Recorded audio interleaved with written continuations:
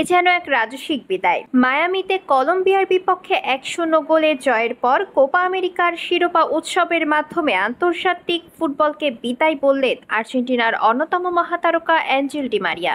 বিদায় ম্যাচে জিতেছেন ম্যাচ সেরা পুরস্কারও। এবারের ফাইনালে গোল না পেলেও আর্জেন্টিনার আগের সব ফাইনালে লক্ষ্যভেদ করেছিলেন এই উইঙ্গার। লাউতারো মার্টিনেজের গোলে এগিয়ে যাওয়ার পর রক্ষণের শক্তি বাড়াতে তাকে মাঠ থেকে তুলে নিয়ে ডিফেন্ডার নিকোলস ওতামেন্ডিকে নামান কোচ লিওনেল স্কালোনি। ম্যাচ শেষ হওয়ার 11 মিনিট আগে মাঠ থেকে বেরিয়ে ডাগ আউটে ফিরে লিওনেল মেসিকে জড়িয়ে ধরেন তিনি। সে সময় তার চোট ছিল ভেজা। এর আগে ম্যাচের 67 মিনিটে ইনজুরিতে পড়ে মাঠ ছাড়েন মেসি। এরপর বিদায়ী ম্যাচে অধিনায়কের দায়িত্ব পালন করেন ডি মারিয়া।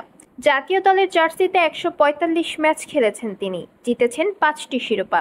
2008 সালের বেইজিং অলিম্পিক গেমসের সোনাও জিতেছিলেন এই উইঙ্গার।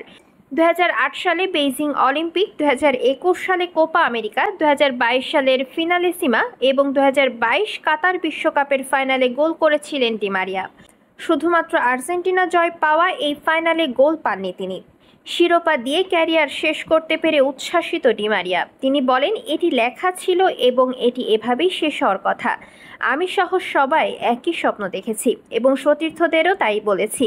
আমি শারীরিকগতভাবে খুবই ভালো অনুভব করছি।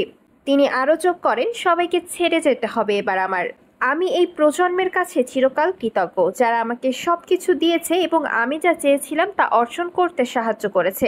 আমি আগের জয়গুলোতে লিওর সঙ্গে ছিলাম, যা তার প্রাপ্য ছিল।